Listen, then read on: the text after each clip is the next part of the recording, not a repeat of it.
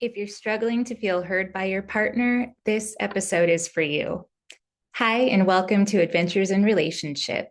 I'm Amy Gordon, a psychotherapist residing on unceded Tiwa land outside of Albuquerque, New Mexico.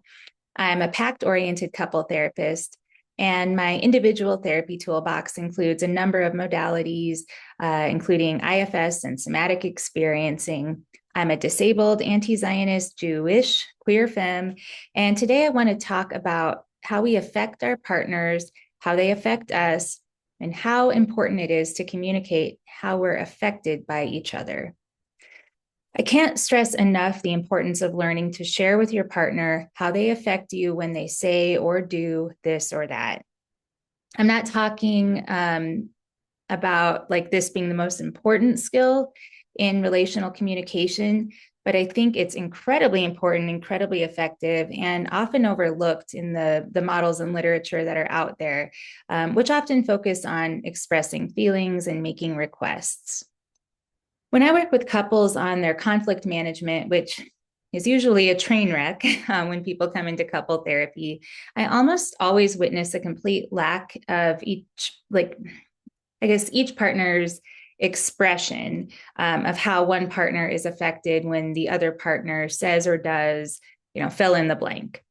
We tend to do a lot of complaining in the form of questions like, why didn't you send an invite to my brother? Or why don't you load the dishwasher like I asked? Or like, even why do you load the dishwasher like a cracked out raccoon? Or we may make statements like, I don't understand why you take so long in the shower. I don't get why it's so hard for you to just apologize. Or even worse, we blame and criticize, like, you never take out the trash, or you don't care if I'm upset, or you clearly prefer spending time with your friends over me. We want to switch from accusation to observation. And none of these expressions are effective, like making the accusations, asking these questions. They're just not effective. And that's the bottom line. They don't increase empathy and connection. And, I'm not making a moral judgment about it. I'm just saying that as human animals, we become defensive when we're on the receiving end of these comments. Just like a sudden loud noise activates excitation in cats and dogs, the limbic system of the cute little animals that we are kick in, and they want to protect us when we feel attacked or criticized. So I'm trying to help you circumvent activating that response in your partner. Because when it comes up, we lose our capacity for higher cortical reasoning and social connectedness.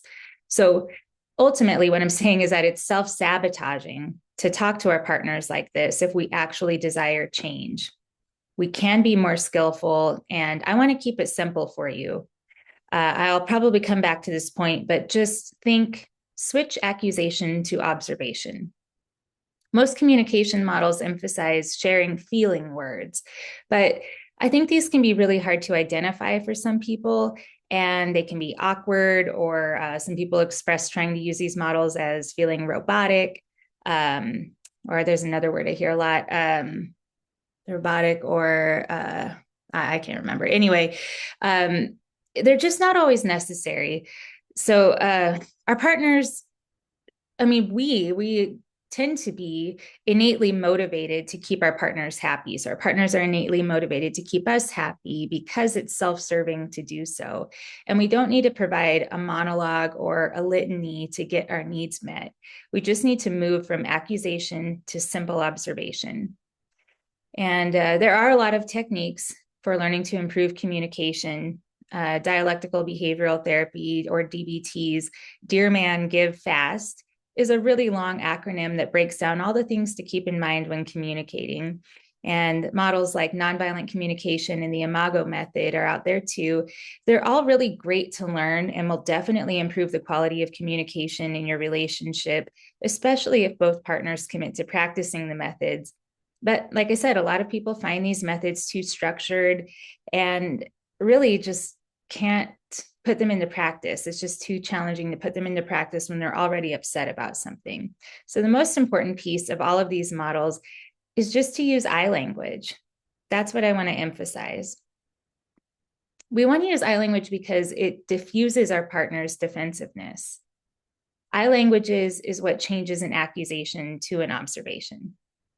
It makes the subjective objective, which is to say, you make a fact out of a personal experience. So there's really nothing that can be argued with. Not that that will always stop your partner from trying, but I language greatly reduces the likelihood that the person on the receiving end can actually counter your statement. And there's less psychological temptation to do so for a number of reasons. So I probably could say more about what I statements are not. But I think I don't know. I think I'll get to that in a minute. So let's just imagine your partner tells you, you never cook dinner anymore. How do you feel? Now, compare that to how you feel when I say, I've noticed you haven't been cooking dinner as much as you used to. Which prompt would you be better more likely to respond to, or better respond to? So, hear that again. You never cook dinner anymore. My first instinct is like, yeah, I do. Like, that's where I go right away. But if I hear from my partner, I've noticed you haven't been cooking dinner as much as you used to, I'm thinking, yeah, they're probably right. And I wonder why. And, and it just starts a discussion versus an argument. Maybe another example in honor of the theme of this episode, which is expressing how you're affected by your partner. Imagine hearing, why don't you ever tell me who's texting you at night? Just feel what that feels like, how you might be tempted to respond. And then let's shift that to, I'm always curious about who's texting you at night. One is a lot more conversational. One is a lot more aggressive. Which prompt are you more likely to respond better to? If you find the popular communication models too challenging, I'm telling you, just keep it simple. It's kind of like breathing techniques. I talk about this with a lot of my clients. People come in with panic attacks and stuff, and they're like, I need to know all of the coping skills that I can use under this situation or that situation. But what tends to happen is that we're so overwhelmed and our limbic system has taken over our reasoning and we just can't remember the skills anyway. So I tell my clients, just breathe. There are a lot of breathing techniques out there, and some of them are known to be better or more effective at this or that. But the biggest, most important takeaway is to breathe. Just remember to breathe when you're overwhelmed, panicked, or anxious. And you're doing 90% of the work. You're welcome to improve upon this basic reflex down the road, but just master the basic reflex of breathing. Just start and you'll notice big results. It's the same with interpersonal communication. You can master some multi-step, possibly difficult to remember under stress, specific technique. If you can do it, great. And if not, don't beat yourself up. The most important thing is just to breathe. Just as the most important thing is simply to get the message across as soon as possible, or as soon as reasonable is probably a better way to put that. So getting your important message across as soon as reasonable is the bottom line. So I want to offer some helpful reframes just to kind of get this in your mind and practice it. Let's take the demand, don't talk to me like I'm a child. Feel that. What would it be like to be on the receiving end of that? Now let's turn it into, I don't like it when you talk to me in that tone. Notice the difference. When I hear don't talk to me like I'm a child, my first instinct is to say, I'm not talking to you like I'm a child. But if I were to hear, I don't like it when you talk to me in that tone, I'm like, oh, what tone am I using? I just start, I'm more curious versus immediately defensive. So just, try these things. Notice the difference. Try, you don't follow through on your promises versus, I'm having a hard time trusting that you're going to follow through because you've said that before. Or you have boundary issues with your ex. Compare that to, I'm uncomfortable with how close you are with your ex. You get the idea? If you can practice this one simple skill, I think you're going to see a big difference in how your partner responds to you. Stop muddying up your message, turn accusations into observations, and let your partner know how you're affected by them. The same principle actually applies to statements of appreciation, too, by the way. You can amplify the impact of positive declarations by simply sharing how you were affected by some helpful, sexy, generous, whatever behavior on the part of your partner. So you could try, I really appreciate when you help out with the laundry versus thanks for doing the laundry. Or I want to have more sex like we had last night. It was amazing. Instead of last night was good. So you get the point. Get out there, let your partner know how they affect you. And, I guess I just want to touch on that idea of what an I statement isn't.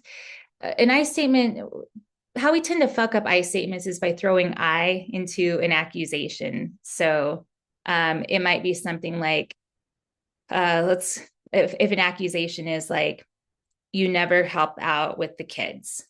An I statement, a helpful I statement wouldn't be an accusation. It wouldn't be like, I hate it that you never help out with the kids. It might be something like, I'm feeling like you are not helping me enough with the kids. So we're taking out the accusation. A good I statement does not include an accusation. A good I statement is an observation. And it's an observation of your own experience, your own internal experience that you are sharing. So you're making your subjective experience an objective observation. That is how to diffuse defensiveness. So anyway, if you want ideas for how to reframe specific feedback that you have for your partner, you are welcome to reach out to me, and you're welcome to reach out to me for any reason for that matter. Just shoot me an email at amy@adventuretherapyhealing.com. That's AMY@adventuretherapyhealing.com. And thanks for watching or listening. Just my regular reminder to please get help locally or online if you're struggling. I'm a therapist, but I'm not your therapist. Please don't rely on any podcast or webcast as your primary mental health support. Take good care of yourself, and thank you for watching or listening. Till next time.